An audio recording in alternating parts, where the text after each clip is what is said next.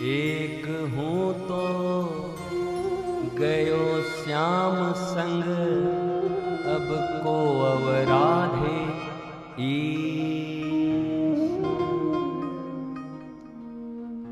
मन तो एक ही है साहब, और इसीलिए इस एक के अभाव में ये दुनिया 0 0 0 0 करते परेशान है। पहाड़ों की चढ़ाई चढ़ रहे हैं, नदियों के दुर्गमता को माप रहे हैं। अब तो बद्री केदार भी इतना आसान हो गया, हेलीकॉप्टर से जाओ। बद्री विशाल की यात्रा एक दुरूह यात्रा हुआ करती थी। दर्शन महत्वपूर्ण नहीं था, उस यात्रा में अपने शरीर को तपस्या करते हुए उनके स्मरण में जाना महत्वपूर्ण था। एक एक पल जब मृत्यु साक्षात नजर आती थी और तब बद्री विशाल और केदार बाबा का स्मरण होता था, वो स्मरण हृदय से होता था। विज्ञान ने तपस्या भी छीन ली। हां, एक तरफ स्वागत है विज्ञान के सुविधाओं का, पर जरा पूछो अपने पूर्वजों से, कोई 60 70 90 साल के हों और उनसे बद्री और केदार की उन्होंने यात्रा की हो और अब तुम करते हो, उन दोनों में अंतर पूछ लो क्या है। जिस दर्शन में तपस्या न हो वो दर्शन कैसा?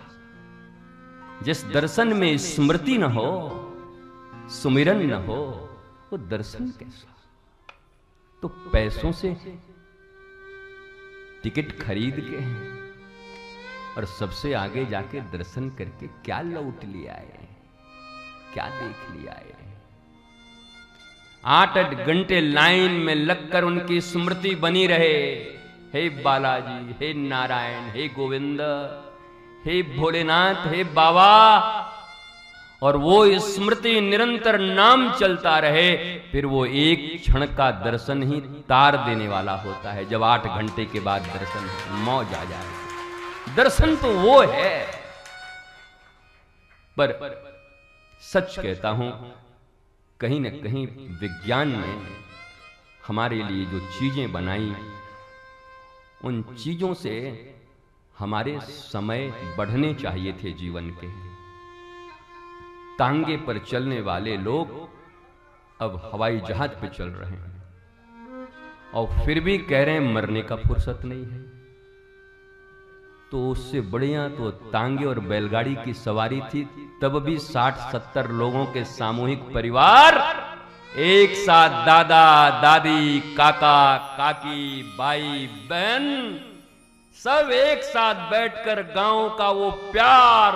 भारत एक कृषि प्रधान देश, वो ग्राम का देश, गौ माता का देश, वो गोबर की लिपाई की हुई पवित्र हमारे वो घर, हमारी दहलीजें, हमारे वो तुलसी का बिरवा बनी हुई चबूतरे,